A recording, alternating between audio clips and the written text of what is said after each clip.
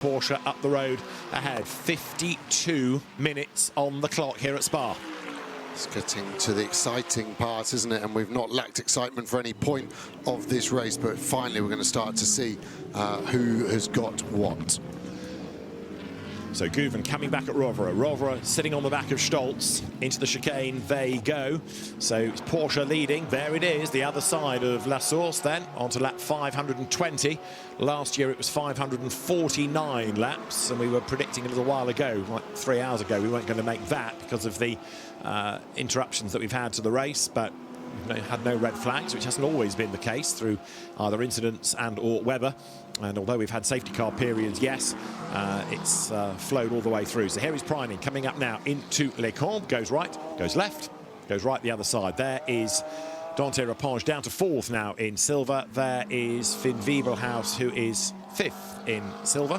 And there's your second place fight, and Guven's fallen off the back by a length or so up the hill. But it's normally, as we've been saying, through the corners where the Porsche has the advantage. Is Rovera going to go to the outside? Yes, he is, but he's not going to level in time. No, he just tucks in behind, same as before. He then is able to open up these corners. Has a big slide, though. Loses a slight bit of that advantage in momentum. And again, it's going to be status quo for the rest of this lap.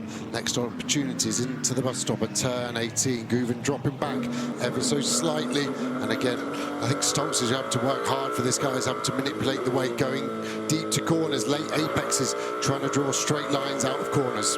Downhill goes Rovera then, as he tries now to do something about that Mercedes AMG. It does seem as though the one place the Ferrari can overtake is the outside of Les Combes, a bit like the one place Guven can overtake in the Porsche is the inside at La Source. And now we've had so much running, everybody kind of knows what to expect and where. So, you know, you can imagine Winwood saying to Stolz, remember, this is where the Ferrari is good, and he starts to cover that off in the same way that they might say at AF Corsa, be mindful of Guven at La Source. Yeah, he's in between a rock and a hard place, so Stolz, because he's got to cover the inside. That's not for question. But all the running that you talk about is also rubbing up the racing line, which is the outside there. So that's where I think Rivera is able to brake so late. Race control to all teams. Marshals report light rain now in turn 10. So that tends poor on, isn't it? Yeah, but you see the wipers coming on of Stolz. It's the first time I've seen a leader with anything wiper action. And again, he's just got it on the slow wipe. Can't see anything on the windscreen of Rivera just yet. We're catching traffic. This is going to add something into the mix. Preining's already cleared that traffic, of course, as he's gone by. So over the timing line, 49 minutes and counting, still to go. So the clock ticks on down, and we are round and about 14 minutes off a pit stop, if you look at the stint time. Yeah, and when are people going to box? So now I think everyone is just waiting for a full course yellow as Lockenham gets out of the way, but quite in the middle of the road, and then moves over to give it a bit more space. And again, it's the same sort of distance, isn't it, for the Ferrari? Potentially not close enough to get the move done.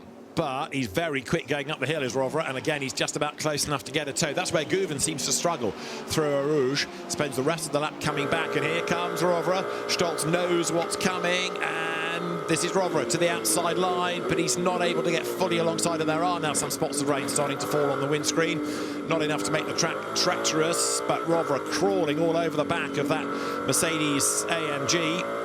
Is there a gap at Bruxelles? Well, if there is, he's not able to really take advantage because he can't get up alongside in time. Stolz is metronomic, isn't he? He's just one of those drivers. I just generally can't remember a single mistake out of him, and he's just able to do the same thing. And Rivera is just trying to prise open that safe to go and steal the cash that's hidden inside it. I guess the greedy part of me would kind of go, well, if Rivera could get past Stolz, has he got the same pace as Preining? Yes, he does, on average. And at the moment, Stolz potentially is taking it away from us of a lead battle, but he does not care about that. He wants as many points as he can for the championship in GT World Challenge Europe, but also in IGTC as well, of course. No more wiper action just yet for these cars, but it's in the air, and it is definitely in the area. But is it going to develop? Is it going to soak the circuit? And at what point does that lack of rain light, not the fact that it's not on, the fact that it doesn't exist on that Porsche, going to be a factor? If it's just a bit of drizzle, might not be a problem. But if it's torrential rain, you could argue they've got bigger problems anyway. So down towards the chicane comes Lucas Stoltz, Thomas Preining's already been across the line. We've done 23 hours and 12 minutes. Or if you prefer, 47 minutes to go. The Ferrari is in. So this is Rovera coming in with 48 minutes done. This is the undercut, so we haven't seen it really done for Anger, but now is the time. And I think this is because they know if they don't do it now, the gap to Preining is too big. So we need a clean pit stop, of course, and then we need to pray for no traffic on the outlap for the AF course Ferrari. They also need to pray that there isn't a safety car or full course yellow effectively in the next 12 minutes would clear them of that, hurting them potentially. Brand new set of Pirellis going on. They're going to get the hardest drive of their life. 45 minutes remaining, so the team will probably short fuel the car. Still needs to be connected for the 44 seconds, but they won't put potentially 110 kilos of fuel inside that.